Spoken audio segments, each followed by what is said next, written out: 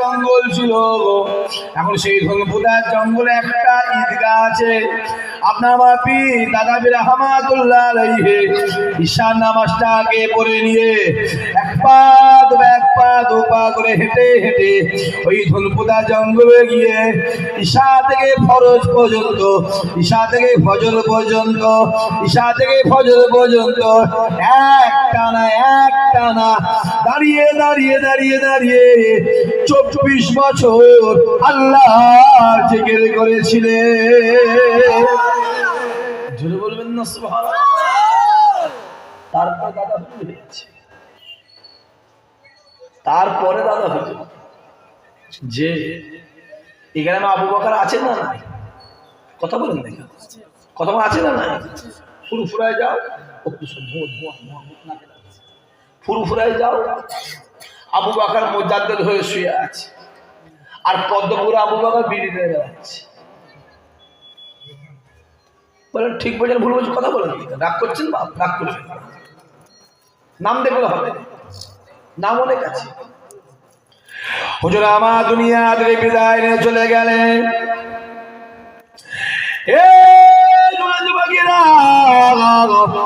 আপনার বাবি ছোট হুজুর রহমাতুল্লাহ আলাইহি ঈশা নামাজটাকে পড়ে নেয়।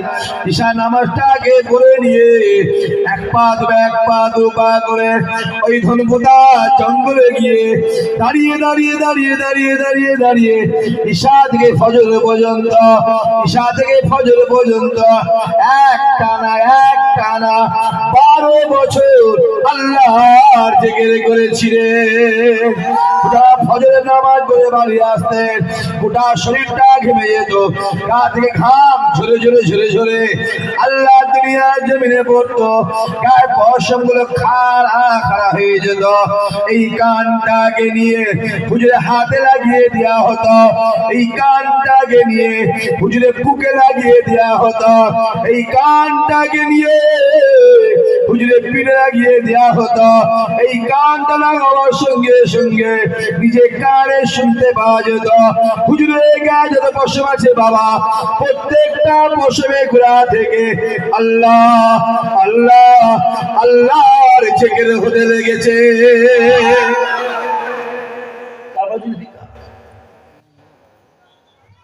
তারপরে জুলফিকার, এই গ্রামে জুলফিকার আছে না? কতক্ষণ আছে না? না দেখবি জুলফিকার নাম লোকের বাঁশ দিয়ে বেড়াচ্ছে। সুফি সাহেব তো বসে আছে সব। বাবাজি মুখ দেখলে হবে, সামনে দেখলে হবে, দাঁড়িয়ে দেখলে হবে না। দাঁড়িয়ে মাথায় টুপি পরে পাঞ্জাবি পরে দাঁড়িয়ে রেখে দিয়ে রাস্তাতে হেঁটে হেঁটে যাচ্ছে। আপনি ইমাম আপনি আবার দেখে যান না? জানেন ইমাম সাহেব ভাবছে মুফতি সাহেব যাচ্ছে। কি যাচ্ছে বলেন? মুফতি সাহেব নয়, মুফতি সাহেব। খবরে দেখো পাক্কা চোর একটা। যদি বলেন কেন টুপি মাথায় ছিনতাই করে না? কথা বলেন দেখে ছেলেগুলো কেন কথা বলছিল? টুপি মাথায় ছিনতাই করে না? আমি প্রমাণ দিয়ে দেবো তো, বিনা ডকুমেন্টস সাকসেসফুলি কথা বলে না।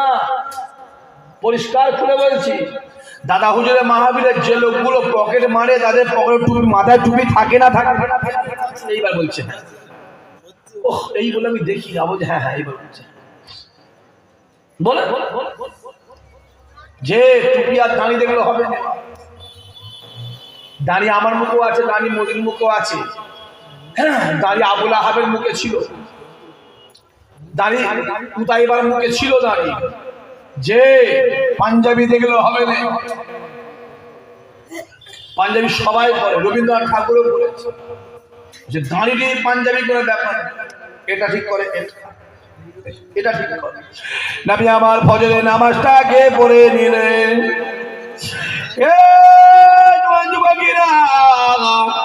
ফজরের নামাজটাকে পড়ে নিয়ে আল্লাহ নবী আমার এক পা দুপা করে মসজিদে নববী শরীফের চত্বরে নবী আমার বসে আছে, সাহাবায়ে কেরামেরা রাসূলুল্লাহকে ঘিরে বসে আছে। আল্লাহ নবী আমার শরিয়াতের কথা বলে, আল্লাহ নবী আমার কোরআনের কথা বলে, আল্লাহ নবী আমার জিহাদের কথা বলে, আল্লাহ নবী আমার একত্ববাদের কথা বলে। আল্লাহ নবী আমার সাহাবাদের মুখের দিকে তাকিয়ে তাকিয়ে তাকিয়ে তাকিয়ে নূরের জবানটাকে নেড়ে ইসলামে আলোচনা করে। হঠাৎ আল্লাহ নবী আমার হঠাৎ করে একটা গুনগুন গুনগুন গুনগুন শব্দ পায়। নবী আমার ডাক দিয়ে বলেছিল, বাবা সাহাবারা, ও বাবা সাহাবারা, আমি রাসূলুল্লাহ একটা গুনগুন আওয়াজ পাচ্ছি। কিসের আওয়াজ বলো বাবা? তোমার ফারুক হুজুর আমার এক পা দুপা করে একটু আগিয়ে গিয়ে দেখে একজন রাসূলুল্লাহ সাহাবা, একজন রাসূলুল্লাহ সাহাবা মসজিদ নববীর বাইরে দিকে বসে বসে ঝরঝর করে কাঁদে। ওই কান্নার গুনগুন আওয়াজটা রাসূলুল্লাহর কানে পৌঁছে যায়। ওমর ইবনে ডাক দিয়ে বলেছিল, ইয়া রাসূলুল্লাহ, ইয়া হাবিবাল্লাহ হুজুর, আমি আমার ফারুক নিজের চোখে দেখে এলাম মসজিদ নববীর বাইরে দিকে একজন সাহাবা বসে বসে গুনগুন গুনগুন করে কাঁদে। আল্লাহ নবী ডাক দিয়ে বলেছিল, বাবা ওমর, আমার কোন সাহাবা? আমার ছুটে গিয়ে মাথাটাকে তুলে দেখে রাসূলুল্লাহ একজন সাহাবা, নাম তার হযরতে সাওবান। জোরে বলবেন না সুবহানাল্লাহ? জোরে বলতে পারে না? মাথাটা হ্যাঁ করে যে ওমর গিয়ে মাথা তুলেছে। ওমর ফারুক হুজুর আমার এক পা দুপা করে রাসূলুল্লাহ সামনে এলে, আসসালামু আলাইকা ইয়া রাসূলুল্লাহ, ইয়া হাবিবাল্লাহ হুজুর, আমি নিজে চোখে দেখে এলাম ওটা আপনার গরীব সাহাবা, ওটা আপনার খুবই মুহাব্বতের সাহাবা, ওটা আমরা খুবই ভালোবাসার সাহাবা। ওই সাহাবার নাম হলো হযরতে সাওবান। নবী আমার ডাক দিয়ে বলেছিল, ওমর রে, যাও চলে যাও, আমার সাওবানকে গিয়ে বলবে রাসূলুল্লাহ ডাকছে। ওমর ফারুক হুজুর আমার এক পা দুপা করে গিয়ে ডাক দিয়ে বলেছিল, ভাই সাওবান রে, ও ভাই সাওবান রে, রাসূলুল্লাহ আপনাকে ডাকছে। যুবকেরা এই ডাক শোনার সঙ্গে সঙ্গে সাওবান হুজুর আমার এক পা দুপা করে রাসূলুল্লাহ সামনে এলেন। আসসালামু আলাইকা ইয়া রাসূলুল্লাহ, ইয়া হাবিবাল্লাহ হুজুর, আপনি আমায় ডেকেছেন। নবী আমার ডাক দিয়ে বলেছিল, সাওবান রে, কিসের জন্য কাঁদো, কেন কাঁদো? সাওবান ডাক দিয়ে বলেছিল, ইয়া রাসূলুল্লাহ, ইয়া হাবিবাল্লাহ হুজুর, আমি আপনাকে মহব্বত করে, আমি আপনাকে প্যার করে, আমি আপনাকে ভালোবাসি। ইয়া রাসূলুল্লাহ, ইয়া হাবিবাল্লাহ হুজুর, আজকে দিনে আমি সাওবান, আমার মনে একটা প্রশ্ন জেগেছে। কি প্রশ্ন বাবা বলো? ইয়া রাসূলুল্লাহ, ইয়া হাবিবাল্লাহ হুজুর, আমি দুনিয়ার জমিনে জিহাদের ময়দানে যাই, আমি সাওবান আপনার পিছনে পিছনে জিহাদের ময়দানে যাই। আমি দুনিয়ার জমিনে মসজিদে নববীতে নামাজ পড়তে যাই, আমি আপনার পিছনে পিছনে পিছনে পিছনে মসজিদে নববীতে যাই। ইয়া রাসূলুল্লাহ, ইয়া হাবিবাল্লাহ হুজুর, আমি দুনিয়ার জমিনে যেখানে যাই, আমি আপনার পিছনে পিছনে সেইখানে যাই। ইয়া রাসূলুল্লাহ, ইয়া হাবিবাল্লাহ হুজুর, আমি সব আমার মনে একটা প্রশ্ন জেগেছে। কাল কিয়ামতের ময়দানে মাহশারে আমার আল্লাহ পাক যখন জান্নাতি বানিয়ে দেবে, আপনি জান্নাতে চলে যাবে, আমি সাওবানকে আপনার পিছনে পিছনে আল্লাহ জান্নাতে যাব। আল্লাহর মাথা তুলে সাহাবাদের দিকে তাকিয়ে তাকিয়ে ঝরঝর করে কেঁদে কেঁদে কেঁদে কেঁদে কেঁদে কেঁদে ডাক দিয়ে বলেছিল, বাবা সাহাবারা শুনে রেখে দাও, আমি রাসূলুল্লাহ জানিয়ে দিলাম, আমি হাবিবুল্লাহ জানিয়ে দিলাম, আমি মুহাম্মদ জানিয়ে দিলাম। তুই সাহাবা বলে না, দুনিয়ার জমিনে আমার গুনাহগার উম্মতিরা যারা আমায় মহব্বত করলো, যারা আমায় ভালোবাসলো, যারা আমায় প্যার করলো, আমি রাসূলুল্লাহ জানিয়ে দিলাম তারা সবাই মিলে এবং আমার সাহাবারা মিলে আমি রাসূলুল্লাহ একসঙ্গে আল্লাহর জান্নাতে যাব।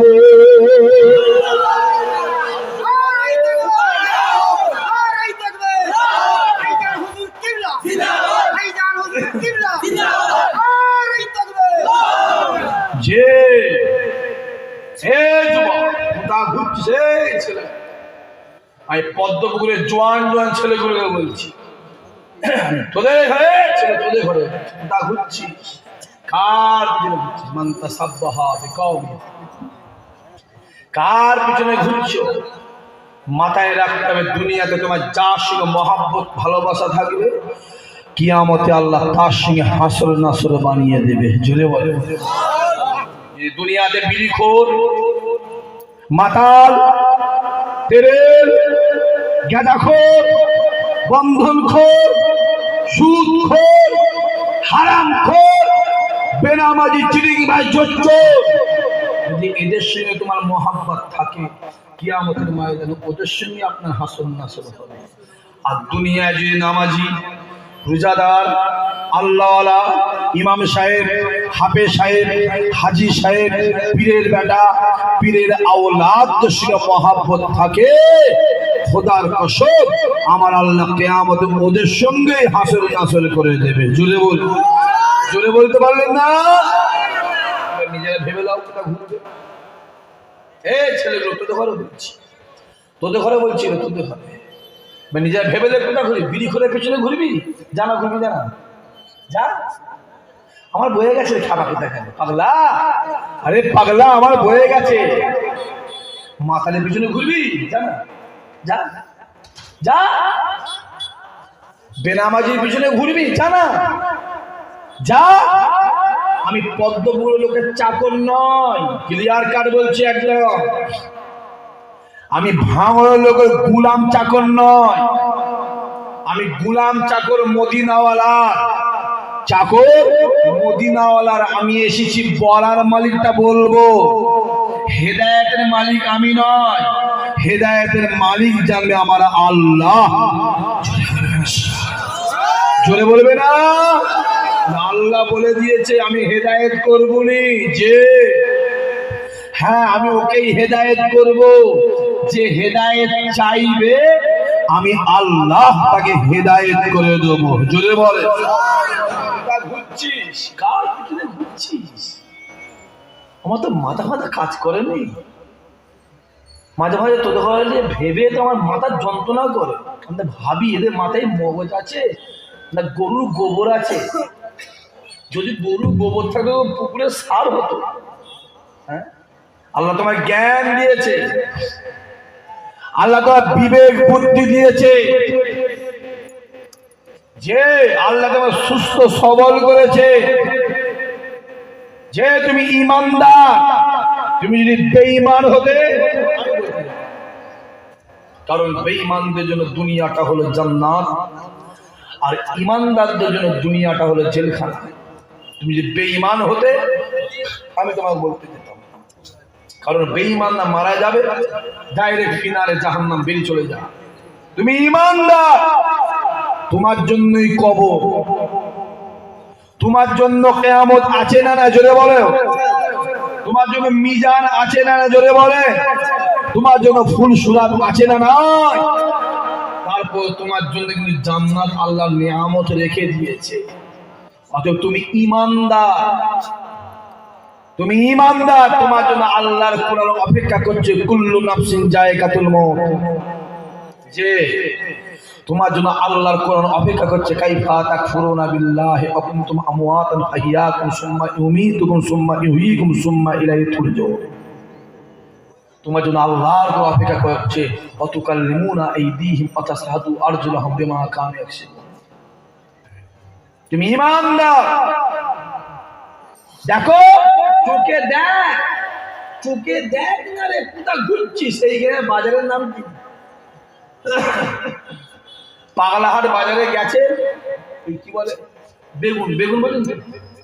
বেগুন বোঝেন? বেগুন বোঝেন তো? বেগুন বোঝেন তো? আমার বেগুন কিনবেন আন্দাজে কিনবেন না দেখে কিনবেন? দেখে কিনতে হবে, আন্দাজে কিনবেন না তো? আন্দাজে কিনলে কি হবে? টুক করে টুকা ঢুকে দেবে। 2 কিলো বেগুন দাও তো বলে যদি ঘুরতে গেছে ও যার কাছে দেবেন না, যে 2 কিলো বেগুন 15টাই হয়, টুক করে 4টে কানা গলিয়ে দেবে। ঠিক বলছেন ভুল বলছে? কথা বলেন না। লাউ লাউ বলছে কদু কদু কদু, এদিকে কি বলে? লাউ। লাউ যখন কেনেন দেখে কেনেন না আন্দাজে কেনেন? হ্যাঁ, কিভাবে কেনেন দেখে? ঠিক বলছি তো? নখ দিয়ে। যে লাউটা নখটা ঢুকে যাবে ওইটা পাকা, হ্যাঁ কি না? বলছি হ্যাঁ। ওই তো বললে হ্যাঁ। ওইটা কচি। একটা ছেলে একটা বিয়ে করতে গেছে, মেয়ে দেখতে গেছে, কোথায় গেছে? ধুনি মেঘে গেছে, কি পাগলা হাটে গেছে, কি চকমরিচায় গেছে, কি বাউনিয়ায় গেছে, কি কাঁটাডাঙ্গায় গেছে, কি সিঁদুরি গেছে, কি চাঁদপুরি, কি ঘোষপুরে গেছে। আর মেয়েটাকে দেখতে গেছে, আন্দাজে বের করবেন না দেখে করবেন? বলেন দেখে করবে। দেখে কুফু মেনে, কুফু মেনে দেখে করবে। আর ছেলের সাথে যদি তার কেউ বোন বা মা যায়, সে আবার গিয়ে আমাকে দেখবে। শুনছেন নাকি বলছি? কি দেখতে পারেন তোরা? মানে মেকআপ আছে না অরিজিনাল দেখছি? ওটা দাঁড়াও, হাঁটো তো, কোরআনে সিট টান ধরে না তো, চুলটা দেখছি। আমার কথা বোঝা যাচ্ছে না? যাই খুব ভালো করে বলে। হ্যাঁ, কিসে পড়িস? না আমি বিয়ে পড়ি। কোথায়? ভাঙড় কলেজ। পাশে না অনার্স? না অনার্স। কিসে অনার্স? না জিওগ্রাফি। কিসে? বেঙ্গলি। কিসে? হিস্টোরি। কিসে? Political science. কিসে? ফিলোসফি। কিসে? ইংলিশে। কিসে? ম্যাথামেটিক্সে। তাকে জিজ্ঞেস করছে, ওই ছেলে জিজ্ঞেস করলো, নে কবার কোরআন তেলাওয়াত খতম করেছিস? হ্যাঁ, 5 ওয়াক্ত নামাজে নিয়ে জানিস? ও ছেলে জিজ্ঞেস করছিল ভয়ে। কিসে? ভয় জিজ্ঞেস করছে। কারণ মেয়ে যদি উল্টা ছেলেকে বলে ঠিক আছে আমি এই করেছি, আচ্ছা আপনি আর বলেন তো দুয়াই কুনুতটা আপনি বলেন তো, ও ছেলে পাশে শুয়ে বলে তো?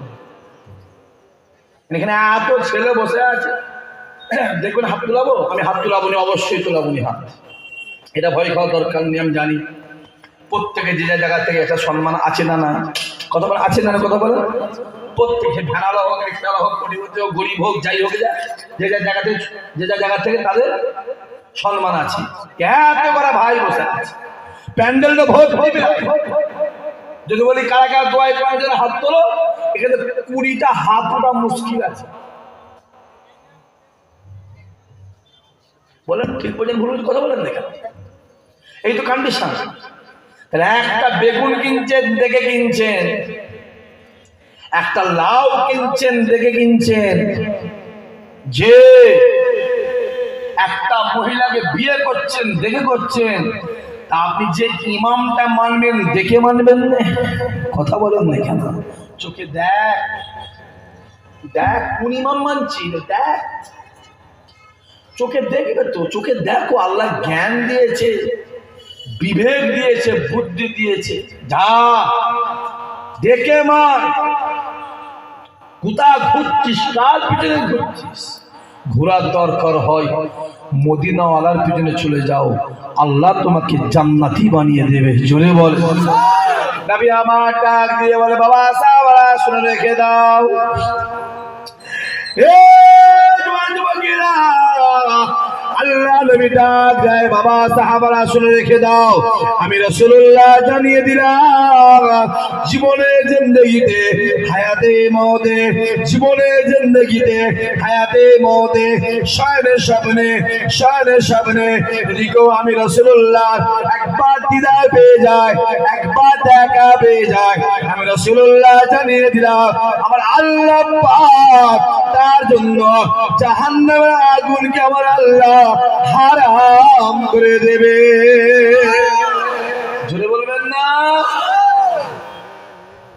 আছে 5 ওয়াক্ত নামাজ পড়ে জান্নাত যাবেন, কোনো গ্যারান্টি দিতে পারবেন কেউ? 40 বার হজ করে জান্নাত যাবো, কেউ গ্যারান্টি দেবেন?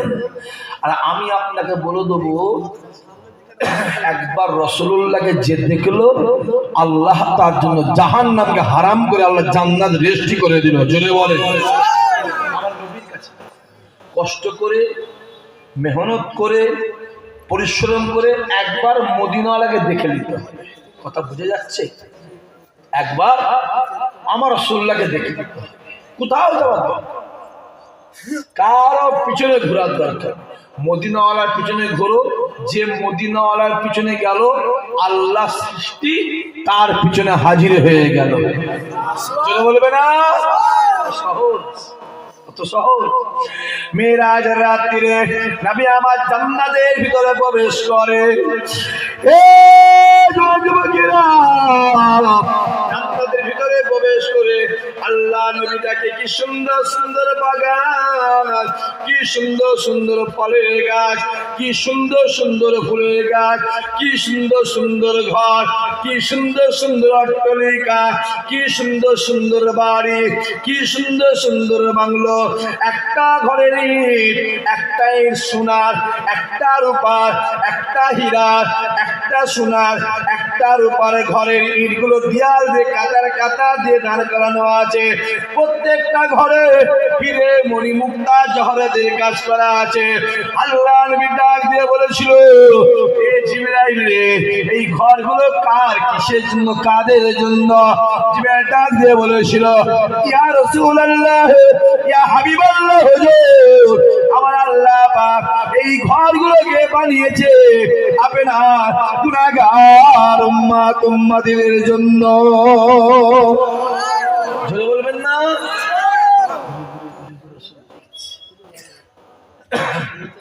ঘুরে ঘুরে ঘুরে ঘুরে ঘুরে ঘুরে দেখছে আমার অভিপাত, দেখছে কি সুন্দর, কি সুন্দর বাগান, কি সুন্দর ফলের গাছ, কি সুন্দর ফুলের গাছ। দেখতে দেখতে দেখতে দেখতে আল্লাহ নবী আমার একটু দূরের দিকে এগিয়ে গেলেন। দূরের দিকে এগিয়ে যাওয়ার পরে চারটা নদী দেখলেন। একটা দুধের নদী, একটা ঠান্ডা পানির নদী, একটা বরফের নদী, একটা মধুর নদী।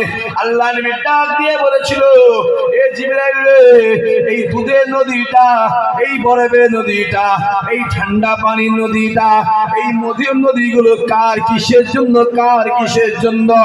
জিবরাইল ডাক দিয়ে বলেছিল, ইয়া রাসূলুল্লাহ, ইয়া হাবিবাল্লাহ, হুজুর এইখানে যে নদীগুলো দেখতে পাচ্ছেন, এই নদীগুলো কি আমার আল্লাহ পাক আপনার গুনাহগার উম্মত উম্মতিদেরকে দান করেছে।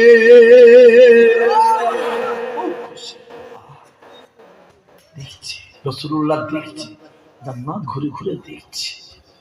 নতুন জিনিস দেখতে মন চাইবে না? চাইবে না? কথা বলেন, চাইবে। মদিনা শরীফে যাবেন, রিয়াজুল জান্নাহ বলে একটা ঘর জায়গা আছে, আছে না? সাইফুদ্দিন মৌলানা কি খবর এখানে? কখন এসছে? হ্যাঁ, এখানে বাড়ি আমি জানি। সেদিন সর্বনাশ হয়ে গেল, 40 মিনিট হয়ে গেল। যাবেন, গিয়ে দেখবেন মসজিদ নববীতে ঢুকবেন, রিয়াজুল জান্নাহ ঢুকবেন, বাম দিকটায় জায়গা আছে রিয়াজুল জান্নাহ আছে। ওই জায়গাটা হলো জান্নাতের টুকরা। জোরে বলবেন না সুবহানাল্লাহ? ওই জায়গাটা ছোট্ট জায়গা আছে। আগে ছোট পাড়া ছিল, এখন ভেঙে ভুঙে তাকে বিরাট করে দিয়েছে। আগে ছোট পাড়া ছিল। হাই সাহেব যারা আজ থেকে 10 বছর আগে গেছে তারা বুঝতে পারবে। এখন যারা 10 বছর 12 বছর আগে হজে গেছে আর এখন যদি মক্কা শরীফ যায়, সে কিছু বুঝতে পারবে না মক্কা শরীফের। আমি এটুকু আপনাকে দায়িত্ব সহকারে বলছি, 1996, 95, 97, 98 মক্কা শরীফ, এখন মক্কা শরীফ আসমান আর জমির পর আপনি চিনতে পারবেন না। মক্কা শরীফ কাবাঘর ঠিকই আছে, পাশে যে কারিগর কাজ কামগুলো আসমান আর জমির তফাৎ। এই যে মসজিদটা আজ থেকে 15 বছর আগে যা ছিল এখন তাই আছে কি বলেন? তা 15 বছর আগে যদি কেউ মসজিদটা দেখে এসে, আর এখন তুমি চিনতে পারবে? চিনতেই পারবে।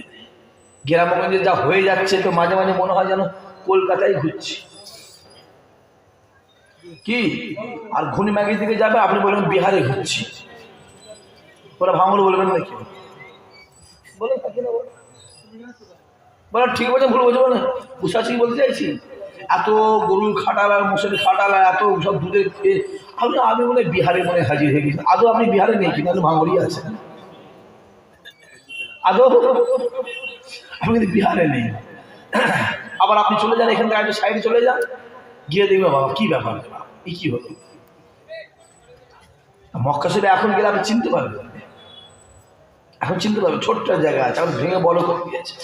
নবী আমার ডাক দে, বাবা সাহাবারা শুনে রেখে দাও, এই জায়গার রিয়াজুল জান্নাহ যদি কোনো আমার গুনাহগার উম্মতি একবার এই জায়গায় দাঁড়িয়ে যায়, এই জায়গায় দাঁড়িয়ে দাঁড়িয়ে নামাজ পড়ে, এই জায়গায় বসে বসে কোরআন তেলাওয়াত করে, আমি রাসূলুল্লাহ জানিয়ে দিলাম সে তা নিজে জান্নাতে নামাজ পড়ে।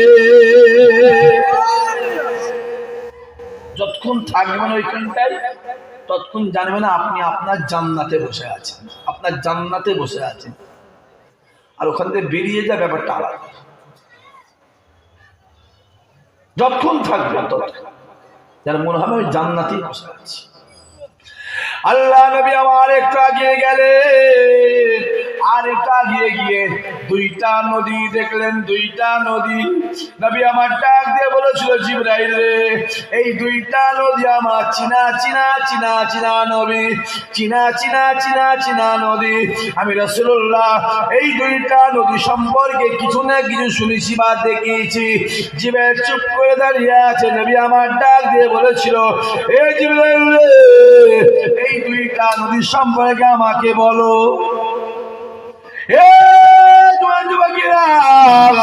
আমার আল্লাহ পাক দুনিয়ার ভিতরে দুইটা নদী বানিয়েছে, এই দুইটা নদী হলো জান্নাতি নদী।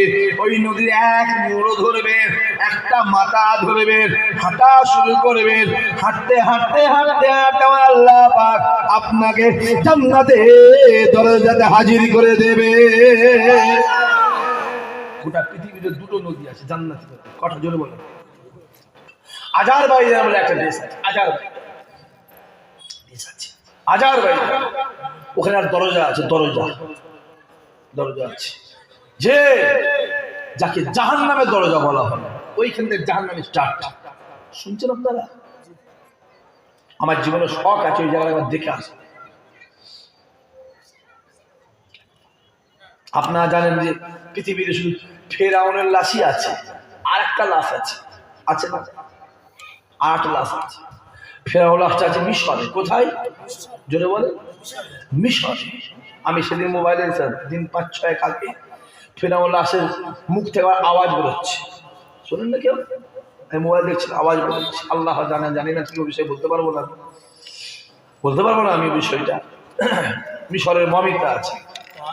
আর একটা লাশ আছে লূত নবীর স্ত্রী, যেটা জর্ডান, প্যালেস্টাইন, ইসরায়েল, তার মাঝখানে, বর্ডারের মাঝখানটায় ডেড সি বলে একটা নদী আছে, যে ওই নদীর ওপরটায়, নদীর পাটটায় এখনো এইভাবে পাথর হয়ে দাঁড়িয়ে আছে, পাথর হয়ে। চোখটা আছে, চুল আছে, চোখে দেখ, আমার নিজের চোখে দেখ, আমি নিজের চামড়ার চোখে দেখে এসেছি। যে বেশিক্ষণ ওখানটা থাকা যায় না, রাসূলুল্লাহ মানা আছে, বাবা ওইখানে যখন যাবে তাড়াতাড়ি চলে যাবে, আল্লাহর গজবের জায়গা, তাড়াতাড়ি চলে। আমি নিজের চোখে দেখে এসেছি। গাল আছে, নাক আছে, ঠোঁট আছে, স্তন আছে, হাত আছে, এখনো পাথরে দাঁড়িয়ে আছে। আল্লাহ এগুলো আমাদের জন্য নমুনা দিয়েছে যে ইমানদার এইগুলো, ইমানদার দেখ ইমানদার এগুলো দেখে শুকর আদা কর, আমি আল্লাহ তোদের ইমানকে আমি আল্লাহ মজবুত করে দেবো। জয় বলে সুবহানাল্লাহ। যে দেখতে পাচ্ছেন কি চলছে, এখন দেখতে পাচ্ছেন দুনিয়ায় কি চলছে, দেখেন না। তারপরেও বলবো আল্লাহ আমাদের সম্মান দিয়েছে না দেয়নি? জুড়ে বলবো আল্লাহ আমাদের সম্মান দিয়েছে, এখনো সম্মান আছে, আগেও ছিল, খোদার কসম ভবিষ্যতেও থাকবে। জুড়ে বলেন সুবহানাল্লাহ। যতই চেষ্টা করো মুসলমানদের শেষ করা, পারবে? জুড়ে বলে পারবে না। আর যদি মুসলমানদের শেষ করতে পারতো তাহলে উহুদের ময়দানে মুসলমান শেষ হয়ে যেত। কথা বুঝে যাচ্ছে? ওইখানে শেষ হয়ে যেত 313 ওদের হাজার, যে 313 ওদের হাজার মতনৈক্য আছে, অনেক কিছু আছে, শেষ হওয়ার ওখানে শেষ হয়ে যেত। শেষ হবে না, আল্লাহর ওয়াদা আছে, আমি আল্লাহ শুরু দুনিয়া শুরু থেকে শেষ পর্যন্ত আমি আল্লাহ সর্বসময় ইমানদারের সম্মানকে আমি আল্লাহ বাড়িয়ে দেবো। জোরে বলে, জোরে বলে। বললে দেখেন না 22শে জানুয়ারি কি হলো, 22শে জানুয়ারি গোটা ভারতবর্ষে কি হলো বলেন, কথা বলুন। একটা মন্দির উদ্বোধন হলো। মন্দির হয়েছে কোথায়? অযোধ্যায়। কি থেকে হয়েছে? বাবরি মসজিদে কি করেছে? হ্যাঁ, মসজিদ ভাঙা হয়নি। মাথায় নেবেন, জীবনে মসজিদ কেউ ভাঙতে জোরে বলে পারবে না, পারবে না, পারবে না। মসজিদকে শহীদ করা হয়, জোরে বলে শহীদ করা হয়। আর শহীদ যারা হয় তারা মরে না, তারা মরে না, তারা জিন্দা থাকে। নবী আমার জোহরের নামাজটাকে মসজিদে পড়ে নিলেন। জোহরের নামাজটাকে পড়ে নিলে এক পা দুপা করে নবী আমার আস্তে আস্তে মসজিদ নববীর দিকে বাড়িয়ে দিকে এসে ডাক দিলেন, বাবা সাহাবারা তৈরি হয়ে যাও, বাবা সাহাবারা রেডি হয়ে যাও, বাবা সাহাবারা তৈরি হয়ে যাও, জিহাদের ময়দানে বলার সঙ্গে সঙ্গে উমরে ফারুক হুজুর আমার তলোয়ারটাকে কাঁধে করে নিয়ে রাসূলুল্লাহর সামনে হাজির হলেন। আসসালামু আলাইকা ইয়া রাসূলুল্লাহ, ইয়া হাবিবাল্লাহ, আপনি বলেছেন আমি ওমর তৈরি হয়ে গিয়েছি, চলুন চলুন জিহাদের ময়দানে যাব। আল্লাহ নবী মাথা তুলে বাঁধিয়ে বলেছিল, হে ওমরে, আমি রাসূলুল্লাহ যখন জিহাদের ময়দানের কথা বলে তুমি আমার সামনে সঙ্গে সঙ্গে হাজির হও। ওমর ডাক দিয়ে বলেছিল, ইয়া রাসূলুল্লাহ, ইয়া হাবিবাল্লাহ, আমি ওমর ফারুক, আমার মনে ইচ্ছা, আমার মনে আশা জিহাদের ময়দানে শহীদ হব। কারণ এরা দুনিয়া জমিনে কালেমার জন্য জান দেয়, কুরআনের জন্য জান দেয়, ওয়াহদানিয়াতের জন্য জান দেয়, ইসলামের জন্য জান দেয়, মসজিদের জন্য জান দেয়, তাদেরকে শহীদান বলা হয়। দুনিয়া জমিনে শহীদ হয়ে যায়, তাদেরকে গোসল দেওয়া হয় না, কাফন পরিয়ে দিয়ে তারা নামাজ পড়ে কাতার কাতার কাতার কাতার কাতার কাতার কাতার দিয়ে দাফন দিয়ে আসা হয়। যুবকেরা, কিয়ামতের ময়দানে মাঝে আমার আল্লাহ মিজানের সামনে দাঁড়াবে, আমার আল্লাহ হিসাব নেবে, আমার আল্লাহ বিচার করবে। ওই দিন আমার আল্লাহ পাক শহীদান বান্দা বান্দীদের ডাকবে। আল্লাহ পাকে দুনিয়া জমিনে শহীদান বান্দা বান্দীরা রক্ত মাখা অবস্থায় ময়দানে মাঝে মাথা উঁচু করে দাঁড়াবে। ওমর ডাক দিয়ে বলে, ইয়া রাসূলুল্লাহ, ইয়া হাবিবাল্লাহ, আমি আমার মনের ইচ্ছা দুনিয়া জমিনে শহীদ হব, দুনিয়া জমিনে শহীদ হব, দুনিয়া জমিনে শহীদ হব। আপনি আমার জন্য দোয়া চান, আল্লাহ পাক যেন আমাকে শহীদের দরজা দেয়। নবী আমার ডাক দিয়ে বলেছিল, ওমর দাঁড়িয়ে যাও, দাঁড়িয়ে যাও, আমি রাসূলুল্লাহ বলে দিয়ে শুনে রেখে দাও, আমার আল্লাহ পাক তোমাকে দিয়ে ইসলামের কাজ আমার আল্লাহ অনেক আগিয়ে নিয়ে চলে যাবে। চলে বলে ইতিহাসটা খুলে দেখে, ইতিহাসটা খুলে দেখে।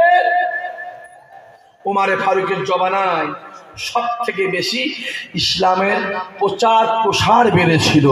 জোরে বলবেন না সুবহানাল্লাহ। আমি আজ থেকে 1 বছর 5 মাস কি 6 মাস কি 7 মাস পরে, ডেটটা একদম একজাস্ট মনে নেই আমার, মক্কা শরীফ কাবা শরীফের সামনের দিকে কনস্ট্রাকশনের কাজ চলছে।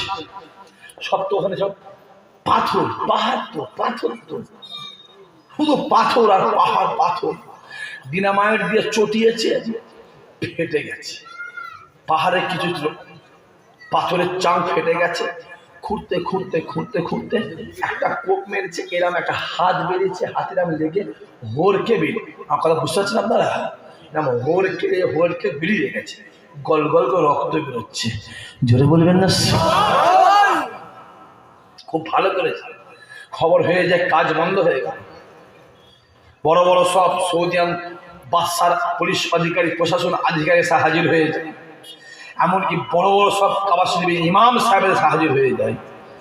আস্তে করে লাশটা তুলছে তুলছে তুলছে, কি ব্যাপার তুলছে, দেখছে দুটো লাশ, একটা এইভাবে একজনকে এ ধরে আছে একজনকে ধরে আছে, মানে ই ওকে ছাড়তে চাইছে না আর ই একে ছাড়তে চাইছে। খুব ভালো করে বলে আস্তে আস্তে তুলেছে, দেখছি এইখানটায় তীরের আঘাত, এখানে তলোয়ারের আঘাত, এখানে তলোয়ারের আঘাত, গোটা শরীরটা তীর তলোয়ারের ঝাঁঝরা হয়ে গেছে। রিসার্চ করে দেখছে ও লাশটা আজকের নয়, ও লাশ 1400 বছর আগে রাসূলুল্লাহ সাহাবা হুজুরদের লাশ। জোরে বলুন, জোরে বলে। কি ভাবছেন আপনি? হ্যাঁ, যে আসে